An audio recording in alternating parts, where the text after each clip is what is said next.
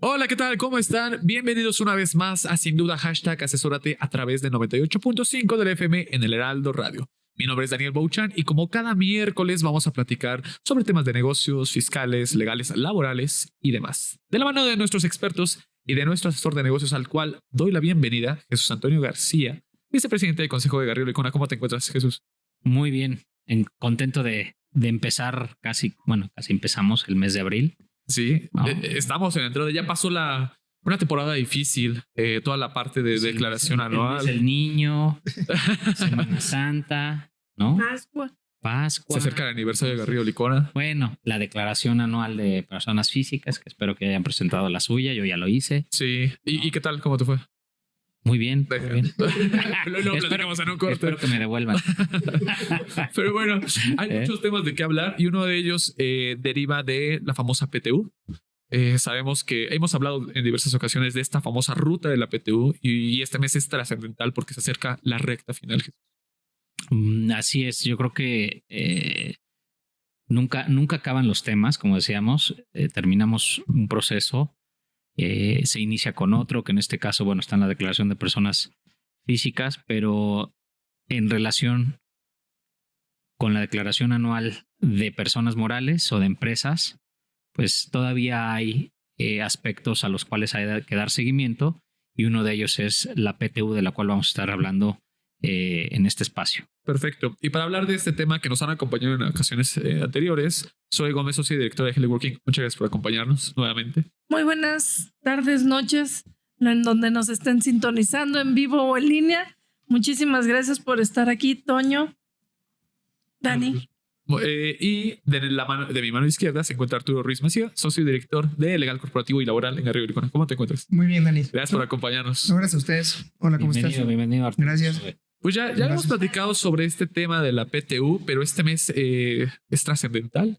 Y para entrar de lleno al tema, ¿qué les parece si solamente como recordatorio nos pueden platicar qué es la PTU? Solamente para tener como este preámbulo. Bueno, la PTU primeramente es un derecho constitucional de los trabajadores, emana de nuestra Carta Magna. ¿Y a qué va? Dice la legislación que debemos de repartir el 10% de la utilidad, es decir, si tuvimos un resultado fiscal positivo, deberemos de compartir con los trabajadores el 10%, considerando además que la PTU cambió dramáticamente con la reforma de subcontratación y hoy tiene topes legales diferentes, hasta 3 meses, y considerando las reglas específicas que seguramente iremos transitando a lo largo de la plática. Jesús. Sí, yo creo que, yo creo que más adelante sí me gustaría tocar, a ver si nos da tiempo, porque siempre nos come el tiempo, de regresar a un punto interesante que es este cálculo a partir de la reforma que hubo, que ha sido muy polémico. Hubo momentos en los cuales se pensaba que se iban a quitar ciertos límites, etcétera. Pero bueno, eso es un estatus que nos gustaría que nos compartieras incluso, Arturo. Pero bueno, 31 de marzo es una fecha crítica para esta ruta porque, digamos, déjenme manejarlo así, pensemos en un camino que llega a un camino que inicia tal vez, podríamos decir, con la declaración anual de ISR de personas morales, ahorita que nos digan por qué, y va a concluir o desembocar en el pago de la PTU en mayo. Pero en el Inter hay una serie de aspectos que tenemos que ir cuidando y el día 10 de abril, dicho sea de paso, pues es el día de mañana, va a ser un día muy, muy especial. ¿Por qué? Eso es lo que quiero que conocemos. Ese es uno de los puntos cruciales. Porque es cumpleaños de mi hermana Pati. Le mando un saludo. Además. A ver, creo que es bien importante justamente esto que venimos nosotros manejando con la ruta de la PTU, y ahorita te dejo, Artur, que tú vayas con las fechas, porque tienen causas y consecuencias cada evento posterior. El primero, y lo decías, Toño, el pasado lunes 31 de marzo, que fue la fecha máxima para la presentación de la declaración anual de personas morales, donde haces la declaración tal cual de cuál fue tu resultado fiscal del ejercicio inmediato anterior y el que da pie para el reparto o no de una utilidad dependiendo del resultado fiscal de la entidad. Entonces, esa es la primera fecha. Esa es la que hay que cuidar. Sin embargo, yo me iría tantito un pasito antes. Cuando llegamos a la declaración anual, la PTU, si no la determinas directo del resultado fiscal y la determinas por nómina, que hoy tienes las 2 casillas en la declaración anual, pues tendrás que tuviste que haber hecho ya ese cálculo previo, atemperarlo y decir, oye, ¿a cuánto llegamos con estos hasta 3 meses? Exacto. ¿Quién es mi sindicalizado más alto? En fin, todos los asegúnes que iremos pasito a pasito dándolos, cómo llegamos a ese monto y cómo llegamos a la declaración. Y ahí sí, iniciamos con el correr de las fechas, ¿no, Artur? Sí, exactamente. El tema de la declaración es nuestro día 1, es nuestro day 1. Y aquí va un tema importante que seguramente escuchamos muy seguido de todas las empresas, ¿no? De todos los empleadores. Oye, yo tengo que pagar forzosamente la PTU el último día de mayo. No necesariamente. Lo que nos dice la ley es, a partir de que presente yo la declaración anual y pague mi impuesto correspondiente, tengo 60 días naturales para efectos de hacer la distribución de PTU. Dentro de ese plazo de 60 días voy a tener que cumplir un sinnúmero de obligaciones. Claro. Pero ¿a qué me refiero con esto? No necesariamente, tenemos empresas que no necesariamente presentaron en el último día la declaración anual. Sí. Entonces, incluso tenemos... Y el 31 de marzo te 31 refieres. De marzo. O sea, desde luego que 31 de marzo es la fecha límite, pero pudo haber sido antes, ¿no? Pudo haber sido de antes. Por ejemplo, este año el portal nos permitió anticipar la declaración, lo que no nos permitió en el año pasado. Entonces tenemos casos reales de empresas que presentaron su anual en enero o en febrero. Wow. Entonces que el día de hoy probablemente ya debieron haber distribuido utilidades sin esperarnos a mayo. E incluso, déjame decirte, y aquí es digo, para empezar con un punto, hubo quienes pagan o siguen teniendo la costumbre y quienes ya no, sí. Pero yo creo que eso es parte de lo que por lo que vale la pena que cada año hagamos un refresco, una refrescada de lo que es el tema de la PTU con anticipación. Hay muchas empresas que pagan todavía lo que le llamamos un anticipo de PTU.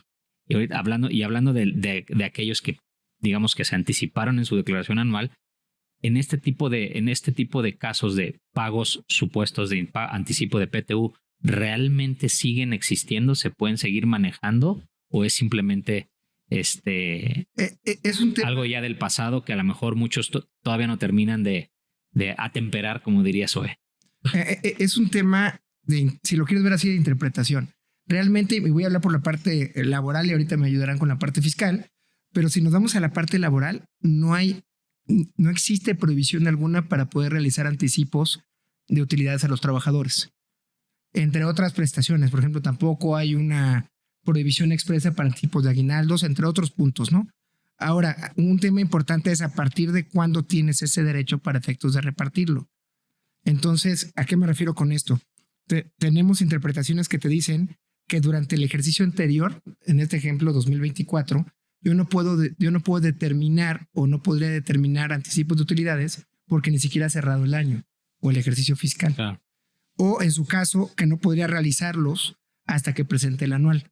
Entonces ahí hemos quedado en interpretaciones en si realmente puedo realizar los anticipos o no puedo realizar los anticipos, porque incluso hubo un criterio por parte del propio Seguro Social, si no recuerdo, hace 2 años, en el cual expresamente nos señalaban eso no es prioridad. Que no era, de hecho, que era una práctica fiscal indebida el estar realizando este tipo de actos, aunque realmente no hay un fundamento jurídico en la Ley Federal de Trabajo que lo prohíba. Okay. En la Ley Federal del Trabajo quizá no, Artur, y déjame tratar de armonizar un poquito, porque efectivamente, ¿cuándo determinas si hay o no una utilidad? Cuando presentas la declaración. O puedes haber cerrado ya el año, ¿no? Sí, pero no tienes declarada. Bueno, pero es una cosa, no es declarada, porque aparte no ahora las cifras, pero en la PTU realmente vas a poner lo que te resulta de este cálculo que ahora te establece la ley con los límites y ya lo manifiestas. De hecho, hasta tienes que meterlo mano. Sí, Correcto. ¿no? Porque pero ya es un antes tema salía cálculo, Es pero un tema muy interesante que dice Zoe, es cuando existe efectivamente utilidad para la empresa. Y lo entiendo perfectamente lo que señalas, porque hay empresas muy planas de operación. Yo sé que estoy en noviembre y sé que voy a cerrar en diciembre, pero fiscalmente, a partir de cuándo detona o existe la utilidad fiscal, que es la que te tomará en cuenta para la repartición, es la declaración de manera anual. oficial. Correcto. De manera oficial. Hay empresas que sus headquarters están en alguna otra parte del mundo y tienen necesariamente que cerrar en enero. ¿Por qué? Pues porque no les admiten ajustes, ¿no? Sin embargo, hasta que no se presenta la declaración, digamos, la utilidad o el resultado fiscal de la entidad es conocido.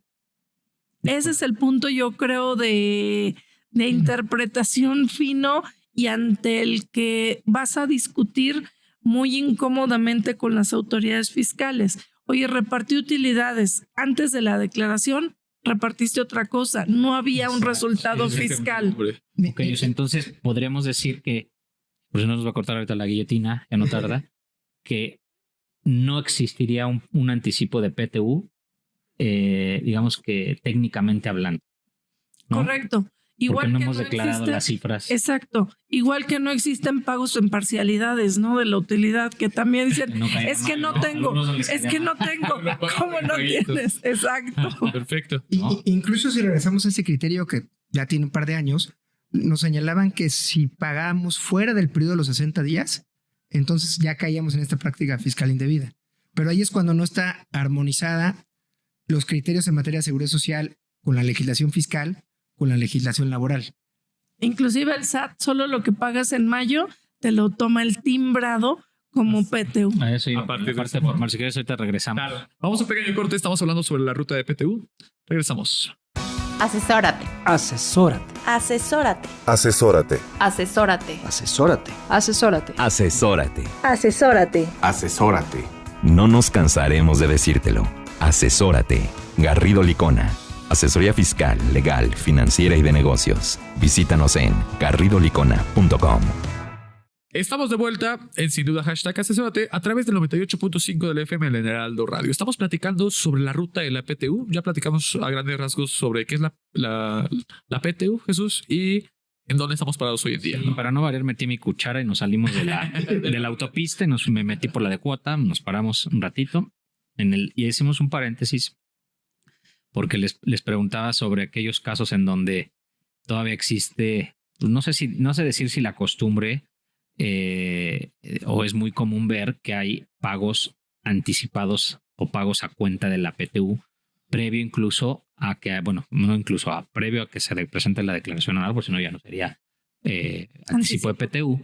Y comentabas Arturo, que el cálculo, bueno, sí es posible en términos de la ley, no obstante que al no haber una cifra o no haber cifras declaradas de manera oficial, pues técnicamente no podría decirse que hay una base para poder, sobre la cual determinar la PTU.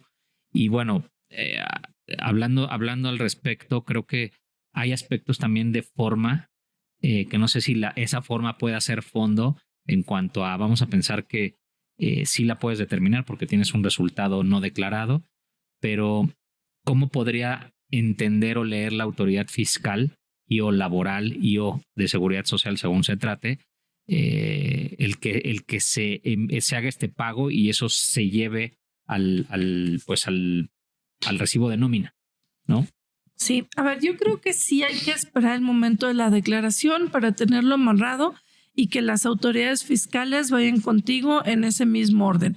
Tanto el Seguro Social y cuadres con ese criterio normativo como el SAT, porque ya lo decíamos antes del corte, el SAT solamente lo que timbras en el mes de mayo te lo considera PTU, lo demás lo tienes que meter de forma manual a la declaración y bueno, se te sale, digamos, del control natural, ¿no? Uh-huh. Si tuvieras el visor de nómina, pues no te va a aparecer timbrada PTU, lo cual también es raro a nivel empleador. Entonces son el tipo de contrastes que no te ayudan. Sin embargo, sí hay algunos temas contractuales que todavía te piden en base a esa negociación trabajador que pagues un anticipo de PTU, y muchos patrones han concedido en el tema, digamos, social. Oye, te lo pago en diciembre, que ya tengo bien determinado mi resultado fiscal, ya lo tengo muy medido y sé que sí va a haber utilidad.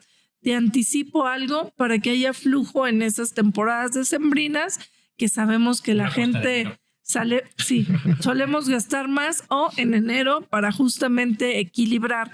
Sin embargo, al momento de una revisión por parte de las autoridades fiscales, vas a tener un tema, y si eres un patrón, que al ratito vamos a ver los considerandos en materia de dictamen, pues igual algún auditor o el dictaminador que te firme el informe, pues va a ser más quisquilloso y va a decir, híjole, yo no quiero entrar en el espectro del criterio de ser de los que lleven tachecito, entonces te lo van a revelar.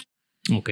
Entonces, alineemos lo mejor en el tema de después de la declaración, y empezamos ahora sí con esa serie de pasos de la ruta de la PTU. Nada más para cerrar este punto, en resumen, puede ser cuestionada para el SAT y por la Autoridad de Seguridad Social. Sí. Y no obstante que lo hayamos timbrado de la manera más cercana u ortodoxa, y eso eventualmente podría ser tipificado como un sobresueldo gravado para ISR, como sueldo y salario, y haber tenido que pagar, ¿no? Eventualmente, o integrar para efectos de cuotas de seguridad social, ¿no? Correcto. Y a nivel CFDI solo te reconoce un pago. Okay. Entonces, ¿cuál quieres tomar? ¿El anticipo o el remanente? Ok. Solo una vez te lo considera ese CFDI. Ok. Perfecto. Ahora, entonces, como nos comentabas, Arturo, una vez que corre o que se presenta la declaración anual, a partir de ahí, porque tenemos esa mala percepción de que es 31 de marzo, no, en el momento que presenta la declaración, corren 60 días. En esos 60 días, ¿qué obligaciones? Ok, en esos 60 días, vamos a empezar por cómo debe ser la práctica, ¿no? Porque hay plazos que la ley no me lo marca, pero tenemos que llevar un orden. O sea, yo presento la declaración anual en la fecha que ustedes gusten y manden. De ahí lo que tengo que hacer es integrar la comisión mixta para el reparto de utilidades o para la participación de utilidades a los trabajadores de la empresa. Esta comisión, como se le denomina, es mixta porque tiene que estar integrado por igual número de representantes del empleador e igual número de representantes de los trabajadores. Aquí entramos en el primer tema que tenemos que definir y que a su vez nos va a servir esto para efectos del cálculo. Tengo que tener definido antes quiénes son mis trabajadores de confianza, porque los trabajadores de confianza no pueden ser representantes de los trabajadores. Sí pueden ser del empleador, pero no de los trabajadores. Okay. Y me dicen muy fácil y pasa muy seguido. Oye, ¿ya tienes determinados a tus trabajadores de confianza? No, pues yo soy un despacho. Todos son de confianza, todos son administrativos. Ahí estamos en un error. La ley no nos denomina o no nos califica, o no nos define más bien quién es un trabajador de confianza, pero sí nos dice qué funciones son consideradas como de confianza.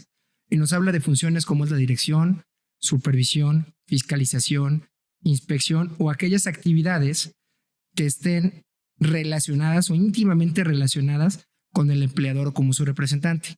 Sí. Por ejemplo, una persona que trabaje como recepcionista, pues no es un trabajador de confianza con base en las funciones que les acabo de platicar, sí. Pero un asistente de director general, por la información a la cual tiene acceso, pudiera ser calificado como confianza. Sí, pues hay una línea delgada ahí de interpretación. Sí. Exactamente, un chofer. El chofer general que nos está ayudando con la mensajería no es de confianza, pero el chofer del director general o el presidente del consejo sí es de confianza por todas las conversaciones que puede llegar a escuchar, okay, o por la relación tan íntima que tiene con el representante del empleador, con el propio empleador en su caso, ¿no? Bueno, jurídicamente hablando. No, ahora, pero jurídica y laboralmente hablando. Ahí va el primer punto. Entonces ya definimos quiénes son los trabajadores de confianza, ya determinamos que van a ser, a manera de ejemplo, 2 y 2.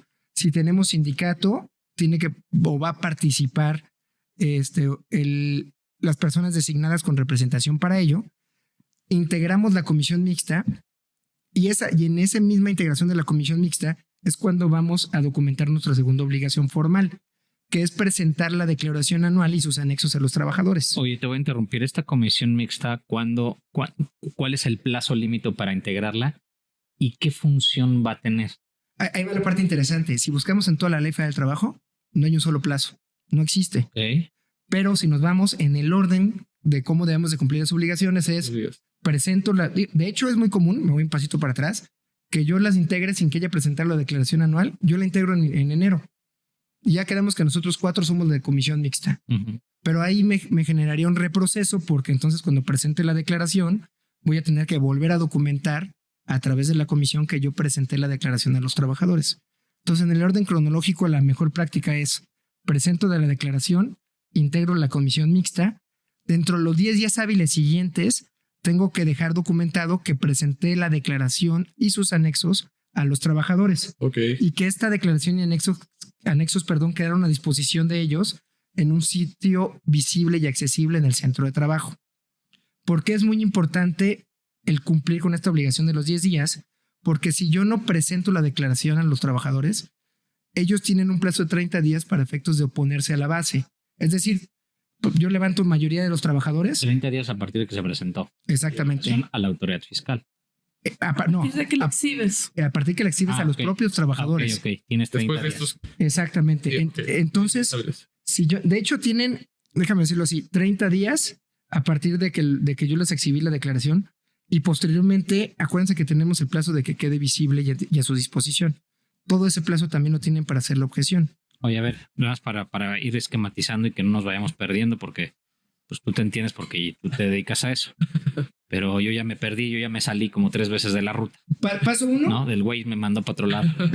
Paso 1, declaración. De acuerdo. Vamos a ponerle el 31 de marzo como fecha límite. Y sobre esa fecha. De ahí. Paso 2. Le decías la integración de la comisión. Integración de la comisión. ¿Cuándo sería? Porque yo hablaba del 10 porque en el acordeón que me pasaron era el 10. Sí, son 10 días hábiles siguientes. Si cayó 31, hay que, si mal no recuerdo, sería el 11 por calendario. Okay. 10 u 11 por calendario. Contamos 10 días hábiles. No. Presentación de la declaración anual. Al día siguiente o a los 2 días integramos la comisión mixta. Ok. O sea, no tiene nada que ver el día 10 u 11. El 10 es nuestro plazo máximo para presentarlos. En el día 2, 3 o 4, yo ya integré la comisión mixta y me voy con ustedes y les digo, ya integré la comisión y esta comisión reconoce que en este acto se hace la presentación a la mayoría de los trabajadores de la declaración anual y sus anexos. Ok. Firmamos todos muy bonitos, tenemos nuestro papelito y nos lo guardamos. Ok. Hasta ahí vamos bien. De ahí, paso 3. Nos vamos al paso 3 formal. Es ya hacer el proyecto de utilidades. Aprobamos el proyecto de reparto de utilidades y posteriormente hacemos toda la distribución. ¿Eso quién lo hace? ¿La propia comisión? La propia comisión. Ok. O sea, la comisión no revisa la declaración anual, simplemente se vuelve como un juez que atestigua, o déjenme llamarlo así, la entrega de la declaración a los trabajadores, o recibe la declaración también y la... Es que debe de recibir la parte que es...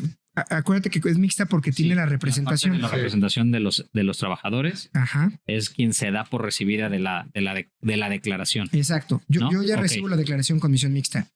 Yo documento que entregué a la mayoría de los trabajadores o a todos los trabajadores la declaración y sus anexos. Pero se lo entrego a sus representantes, digamos que de esa comisión mixta se le entregó a la parte de... Lo entregas a los representantes que forman parte de la comisión y a su vez hay que ponerla pegada en algún lado visible. Usualmente es el pasillo central donde todos tengan que cruzar para que esté a disposición de todos. De hecho, te voy a dar casos reales de inspección. Ya en casos reales de inspección, ya no solo nos piden la comisión mixta a juicio del inspector, ya nos piden el acuse por todos o cada uno de los trabajadores. Hemos llegado a ese grado. O sea, de que todos ya mínimo la tuvieron enfrente así de pasadita. Exactamente. Se nos fue el tiempo muy rápido. ¿Qué les parece? Vamos a seguir platicando sobre este tema. Habíamos pensado 2 bloques, pero vamos a seguir, yo creo que otro. Estamos platicando sobre la ruta de la PTU. Regresamos. El outsourcing no es indebido y no ha desaparecido. Hoy se le conoce como servicios especializados. Lo que es indebido es que tú o tus proveedores no estén correctamente registrados ante la autoridad y no cumplan con los requisitos establecidos. Esto puede traerte consecuencias fiscales, legales e incluso penales. Evita riesgos innecesarios. Contáctanos. GL Working. Working for you. www.glworking.com. Estamos de vuelta en Sin Duda Hashtag Asesórate a través de 98.5 de la FM en el Heraldo Radio. Estamos platicando sobre la ruta de la PTU. Nos quedamos a mitad de la ruta, Jesús. Estamos platicando sobre la integración. Ya fuimos, venimos, salimos, ¿no? Pero nos quedamos, Artur, en la integración de la comisión mixta. Después viene un plazo para poder entregar la declaración a la comisión mixta. Exacto. Y hasta ahí vamos. Ok, la obligación no es entregarla a la comisión mixta, pero la mejor forma o la más sencilla de documentarla es incluyenla en la comisión, porque así levantas en la misma minuta y todos firmamos. Okay. Lo que platicábamos es que sí tenemos casos de inspección, el que a juicio del inspector nos dice, está muy bonita tu comisión, muchas gracias, pero enséñame o acredítame que cada uno de los trabajadores recibió la declaración y nos piden el acuse o cualquier evidencia documental. Okay. Pero ese es el paso 3, si lo queremos ver así. Si resumimos es, presentamos la declaración anual, sí, integramos la comisión mixta, a través de la comisión mixta documentamos que se presentó la declaración anual a los trabajadores y sus anexos. Okay. A ver, paso 3. ¿Por qué es tan importante este paso 3 de la declaración anual? Porque lo decía Zoe, la mayoría de los trabajadores, o en su caso, si están representados por un sindicato, el mismo sindicato tendrá la posibilidad de acudir ante las autoridades fiscales, levantar la mano y objetar la base. Ese La plazo base fiscal. Exactamente. Correcto. Ese plazo de 30 días de cuando nace, y hay precedentes al respecto. A partir de que tú acreditas que efectivamente yo a ti, trabajador, te presenté la declaración anual. Lo que nos dice el precedente es que si tú nunca lo presentas, ese plazo nunca empezó a correr. Nunca corrió. Entonces queda abierto. Es decir, tu carta de buena conducta para repartir la PTU justamente es ese acreditamiento. Es bien importante. Sí. Y se puede ir. Porque generalmente, a ver, No, años. creo que todavía hay muchas empresas que no le dan esa importancia a todos estos, déjenme llamarlo así, actos protocolarios, que no necesariamente son actos protocolarios, si tienen o pueden tener un impacto a futuro, porque todos pensamos, hay que calcular la PTU y luego pagarla, y bueno, pues si ya se hizo, pues ya, bye. No, pero puede ser que en el futuro se detonen consecuencias pues fuertes o relevantes, costosas, por no haber sido cuidadosos de la parte De la formalidad. Sí. De la formalidad, porque hay unos que a lo mejor no son empresas tan grandes, y yo creo que esto sí es importante que no distingue, ¿no? La comisión mixta de la PTU es una de las 5 comisiones obligatorias. Okay. Si la tenemos obligatoriamente por Ley Federal del Trabajo que llevar a cabo, pues hagámoslo completo y hagámoslo bien. De acuerdo. Y sobre todo cuando tienes remanentes de utilidad importantes que repartir, pues que no se te conviertan en un contingente con el que no puedas transitar años después, porque resulta que ese mes nunca te feneció el plazo y 5 fiscales cualquiera te lo puede reclamar. De acuerdo. Y bueno, después de este paso viene lo que es hacer el proyecto de reparto de utilidades. Ese proceso o ese paso, ¿cuánto tiempo se tiene? Y volvíamos a nuestro ejemplito de 39 de marzo. 31. 31 de marzo. No, Sí, Es que dijiste 39. 39. Ese no existe. Bueno, Ya nos pasamos. quería alargar la fecha del pago. 31 de marzo y último día de mayo, Okay. ¿no? Entonces, en cualquier momento del último día de mayo, o sea, antes de que haya el plazo, Sí. y regreso, la ley no te marca cuándo es la mejor práctica, es hacerlo o sea, si cumplí con todos los requisitos, es hacerlo posterior a que haya fenecido los 30 días hábiles o un poco antes, dependiendo de mejores prácticas. Pero ahora, ¿qué pasa en la realidad? Nos vamos a sentar o se va a sentar la administración con recursos humanos y con el asesor externo en su caso, a efectos de determinar lo que hablamos. Ok, estos son nuestros trabajadores de confianza. Estos son los trabajadores de planta o sindicalizables o sindicalizados. Sí. Y lo primero que van a determinar es quién es mi trabajador de planta o sindicalizado más alto para efectos de determinar.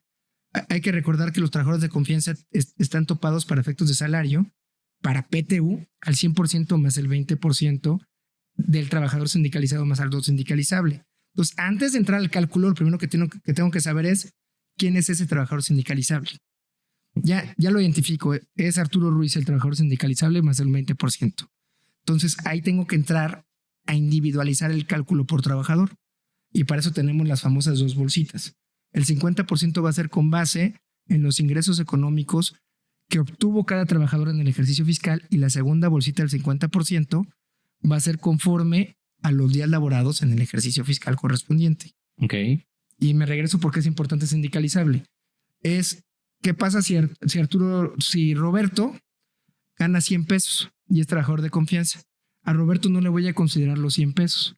Voy a considerarle para efectos de salario de la primera bolsita, el del sindicalizable más alto más un 20%. Okay. Entonces, si el sindicalizable cuesta o tiene 50 pesos, entonces en lugar de los 100 pesos le pondría 50 más el 20%.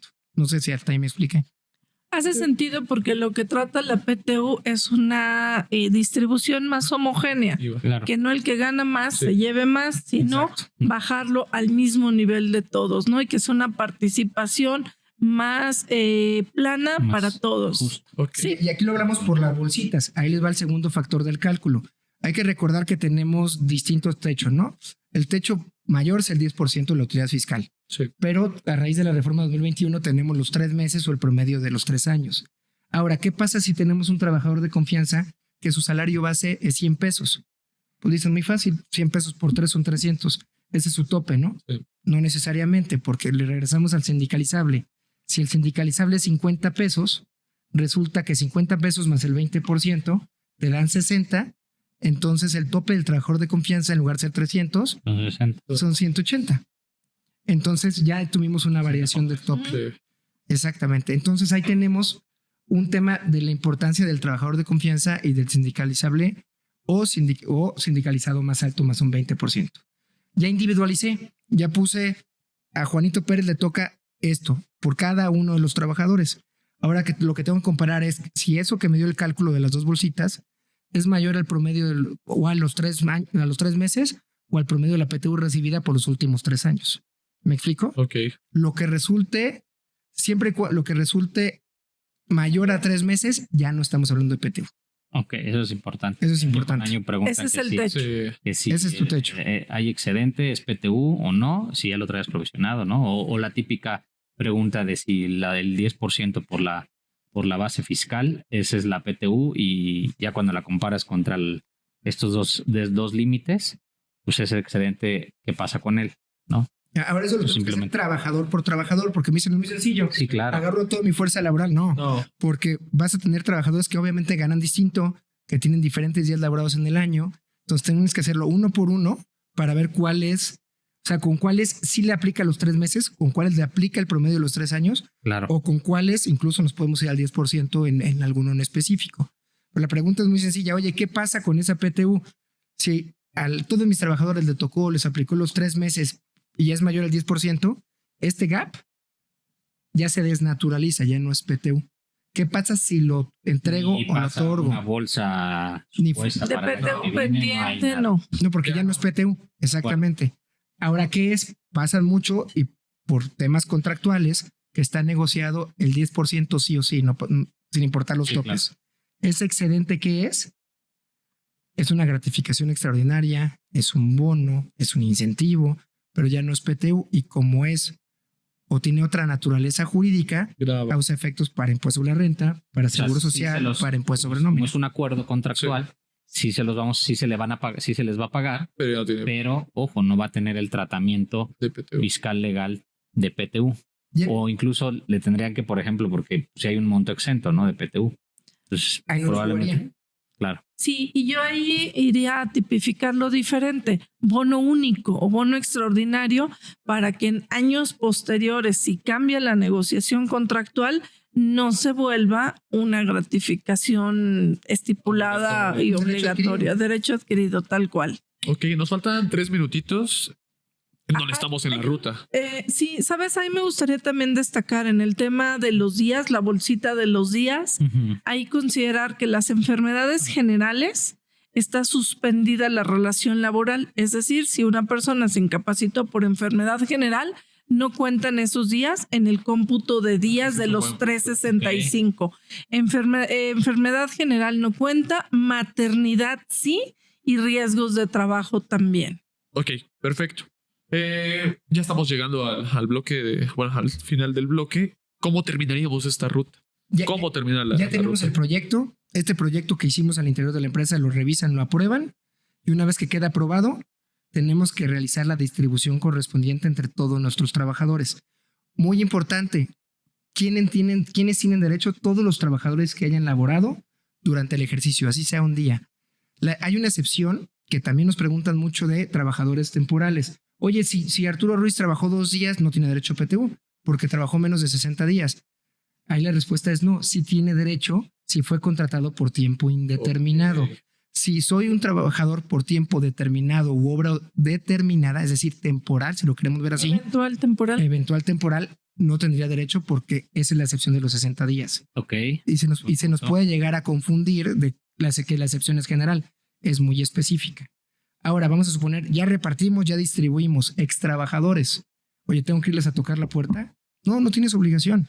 Simplemente a partir de que se integra e individualiza la PTU, como mejor práctica, que tampoco es una obligación, sí, puedo dar a conocer a través de medios masivos o redes sociales de hoy en día que hay un reparto de utilidades, que se acerquen conmigo. Si no se acercan, no pasa nada. Al año va a prescribir y ahí sí, esa PTU no reclamada se va a sumar a la base repartible del siguiente año. Perfecto. Pues fabuloso, pues muchísimas gracias. Muchas gracias por habernos acompañado. Vamos a dejar la infografía que nos proporcionaron acerca de esta ruta, donde viene más gráfico todos los pasos en nuestras redes sociales. Las redes sociales de Garrido Licona la van a poder encontrar. Muchas gracias por habernos acompañado. Teleworking, de hecho, síganos por favor. Comercial. Una acotación. Exactamente. Soy Gómez, socio director de Teleworking. Gracias por habernos acompañado. No, te quedas con nosotros para platicar dictamen IMSS. Arturo, muchas gracias por habernos acompañado. Gracias a ustedes. Vamos a un pequeño corte, regresamos. Para hacer negocio hay que generar confianza. En GL Auditoría analizamos y nos aseguramos que la información financiera de tu empresa genere confianza y tranquilidad para tus clientes, socios, autoridades e instituciones financieras, entre otros. GL Auditoría. Preservamos tu patrimonio. www.glauditoria.com. Estamos de vuelta en Sin Duda Hashtag Asesórate a través de 98.5 del FM en el Heraldo Radio. Seguimos con temas laborales de seguridad social para seguir platicando sobre el dictamen IMSS, Jesús. Este mes es crucial para esto. Hablábamos que no para con el mes, no nada más es el mes del niño, ¿no? El Semana Santa, sino PTU. Ahora empezamos la ruta de la PTU en vez de la del vino, que hubiera sido bueno, ¿no? Hubiera sido un hitazo para este mes. Correcto. ¿No? Pero también está el dictamen de seguridad social, que hacíamos un poco mofa en la pausa, de que todavía falta mucho. Pero en realidad yo creo que sí es momento de tomar conciencia, porque hay fechas críticas o fatales en particular en el mes de abril. Pero antes de comenzar, sí me gustaría que iniciáramos cualquiera de los dos. Ayer no sé si pero ya no has presentado. Pues descorrígeme, por favor. Perdónanos, Leonardo, ya. Quiero dar la bienvenida a Leonardo Morgado, socio de Teleworking, la primera vez que nos acompaña a este foro. Gracias y espero que tengamos muchas ocasiones en este foro. Muchas gracias, espero también que estemos compartiendo el conocimiento. Perfecto. Pues. Es su inaugural y le damos.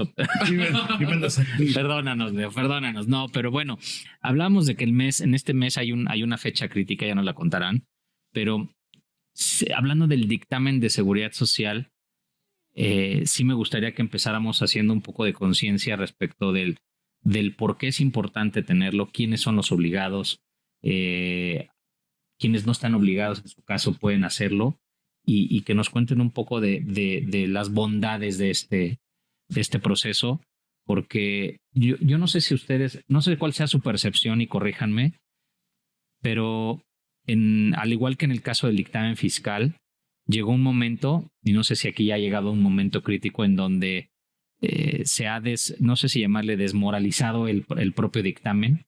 No sé si en el caso de las autoridades de seguridad social, porque pues se caracterizan por ser el órgano fiscalizador más enérgico, incluso que por encima del SAT. No sé si estén de acuerdo. Sí. Y sin demeritar la labor de los dictaminadores, creo que también ha sufrido en parte pues un demérito en torno a lo que es el propio dictamen y el valor que trae consigo el propio dictamen, y si realmente los supuestos beneficios, que entendemos que sí los hay, pues sí se materializan en algún momento. Me gustaría empezar un poquito por uno, no es un dictamen, le decimos así de cariño. Coloquial. Es un informe bajo normas de atestiguamiento, que es lo que regula o enmarca legalmente todo este proceso de auditoría que nos lleva a la emisión de un informe para efectos del Seguro Social y del Infonavit, porque esos dos avisos vencen este mes con diferentes características en la presentación máxima del informe, que ahorita seguro Leo nos va a compartir, pero a mí sí me gustaría empezar por esa parte. Es un informe de atestiguamiento y la norma de atestiguamiento es mucho más rígida que inclusive la de dictamen. ¿Por qué? Porque te lleva a hacer un examen y el examen no admite desviaciones. De hecho, si en la muestra que tomas identificas una desviación, tienes que ampliar muestra. Y otra vez amplías muestras y encuentras una desviación. ¿Hasta dónde? Hasta la totalidad inclusive. Pero eso es obligado. Sí. Eso no hay lugar porque eso es la parte técnica que dice la norma para el dictaminador o para el emisor de ese informe de atestiguamiento. Ok. Y lo que yo creo que ha desvirtuado un poquito este informe y en general es todo el modelo del CFDI electrónico. En este caso, el CFDI denomina que el SAT se lo da cada mes a cualquiera de las dos o más autoridades. Entonces, las autoridades meten a la licuadora, desdoblan los CFDIs y dicen, mira, esto es lo que globalmente nos da. Sí, pero no está el punto fino de, oye, hay un pago de puntualidad, hay un pago de asistencia. Quiere decir que sí vino y que sí vino temprano la persona, de acuerdo con la política, para no ser considerado como integrante del salario. O le estoy pagando una herramienta de trabajo como puede ser transportación. ¿Por qué se la pago? Pues porque es una herramienta y por eso no la integro.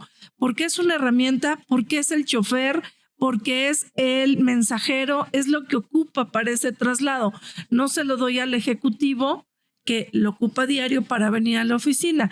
Eso se lo puedo dar como un beneficio, no como una herramienta de trabajo en términos de seguridad social. Digamos que hay un análisis más fino, ¿no? No tanto de extraer información de un documento electrónico, sino que sí hay una mano experta de un profesional en donde se analizan los conceptos que pueden integrar o no, ¿no? Desde una perspectiva técnica jurídica, y de esa manera pues llegar a un resultado más apropiado o el apropiado, ¿no? Que a lo mejor la propia autoridad no puede discernir, que obviamente pues a lo mejor en un criterio muy general, pues el que sea más favorable pues es el que va a tomar, ¿no? Exacto, sí, es parte de su proceso de fiscalización el hecho de tomar el número sin necesidad de hacer un análisis más a detalle como el que nosotros estamos obligados a hacer como dictaminadores, ¿no?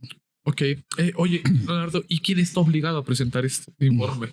Sí, que esa es buena pregunta, porque la verdad luego hay dudas, porque hay quienes están obligados a presentar el dictamen y hay quienes lo pueden hacer de forma voluntaria, cualquiera. Entonces, ¿pero cuál es el parámetro? La autoridad señala que debe tener las empresas obligadas, aquellas que tienen un promedio mayor de 300 empleados. Todas aquellas que en su conjunto como empresa tengan ese promedio de trabajadores estarán obligados a presentarlo.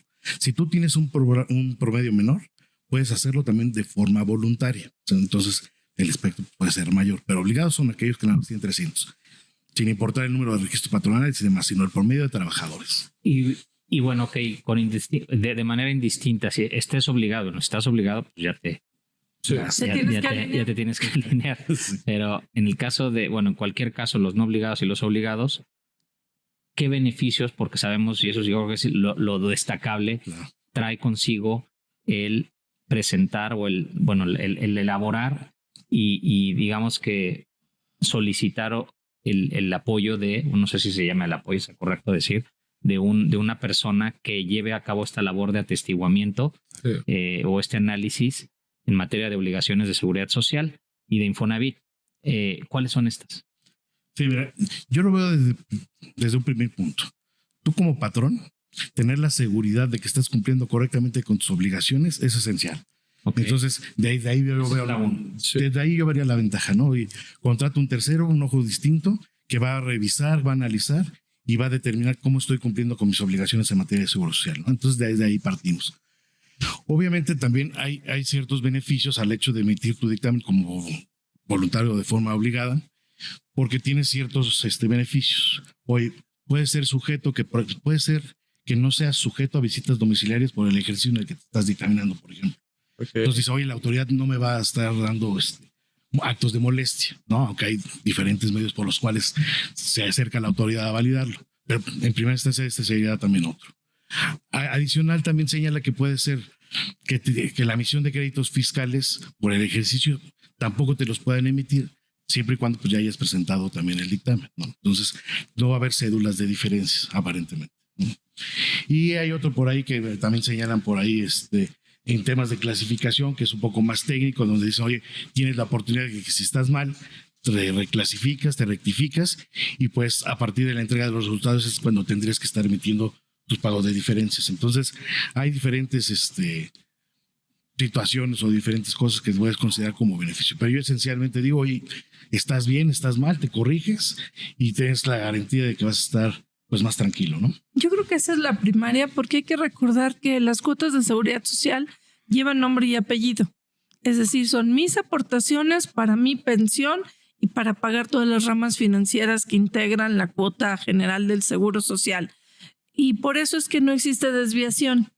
Es decir, si encuentras una desviación de $1, pues $1 es lo que me corresponde y eso se va al final para mi pensión. Por tanto, deberás de pagarlo y hacer la corrección que en su caso represente esa diferencia que llevarás a encontrar. Por eso yo creo que también uno de los beneficios es que le da certidumbre a los trabajadores, sí, ¿no? De que el cálculo de lo que corresponde a su seguridad social pues está bien determinado, ¿no? Correcto. Seguridad social e Infonavit, ¿no? Sí, sí. Infonavit, que eso sí es importante señalar, no es obligatorio, en todos los casos es voluntario. Okay. De hecho, sin embargo, hay 1 millón de patrones registrados, de los cuales más o menos cada año se dictaminan, hacen este informe de atestiguamiento, entre 16 y 18 mil dictámenes se presentan, y para efectos del Infonavit es como la mitad. Entre 6 y 8 mil dictámenes son los que se presentan cada año. Es buen número. Ok. Ahora, se nos acaba el tiempo, 2 minutitos, pero sí es importante porque nos mencionaba la fecha máxima para presentar este aviso. Es el 30 de abril. ¿Qué se necesita para presentar el aviso? ¿Qué es necesario? Bueno, lo voy a decir muy breve, ¿sí? Porque al día de hoy, por ejemplo, ya es más fácil porque sale un aviso electrónico. Antes tenías que presentar papel, tenías que hacer firmas autógrafas y demás. Pero bueno, este documento, este aviso de dictamen lo presenta lo formula el dictaminador. Okay. Los contadores públicos autorizados para emitir dictamen a través de una herramienta que se denomina CIDEIMS, que es la herramienta que nos pone la autoridad para cumplir con estos temas. Nosotros, como dictaminadores, ingresamos la información general de la empresa, datos del representante legal, y se le envía de forma automática al patrón. Pero para que le envíe esta información automática al patrón, también es muy importante que este patrón esté registrado en el escritorio virtual del IMSS. Okay. Y que el representante legal que tenga poder para actos y cobranzas, pleitos y actos de administración esté íntimamente ligado en ese escritorio virtual. Entonces, es un procedimiento que sigue electrónicamente al representante legal y al dictaminador. Se nos acaba el tiempo. ¿Qué pasa si no lo presentan? O sea, llega la fecha, ¿no lo pueden volver a presentar o...? Mira, digamos que los que se quieren dictaminar de forma voluntaria, pues van a perder ese beneficio. El obligado, pues de alguna manera lo va a tener que presentar, nada más que pudiera ser sujeto tal vez a una multa por haber incumplido, y después va a tener que presentar el aviso y va a tener que presentar el dictamen, ¿no? Entonces, porque está obligado. Entonces tampoco es que se... La verdad es más fácil el aviso de IMSS porque corre el flujo electrónico, como bien lo dice Leo. Para efectos del Infonavit es bien complejo porque hay que presentarlo en cada unidad en donde tenga yo mi domicilio fiscal. Entonces, eso me implica desplazarme. La otra es que lo mande por buzón del Infonavit, que es una casilla general de una persona, y se tarda la vida en la respuesta, y ahí tenemos el tema de incertidumbre. O sea, mejor cumplan en tiempo. Correcto. Sí, están en tiempo. Muchas gracias por habernos acompañado. Se nos acaba el tiempo, Jesús. Nos vemos el próximo miércoles. Gracias. Esto fue Sin Duda. Nos vemos la próxima semana. Hasta luego. Gracias. Bye. Bye.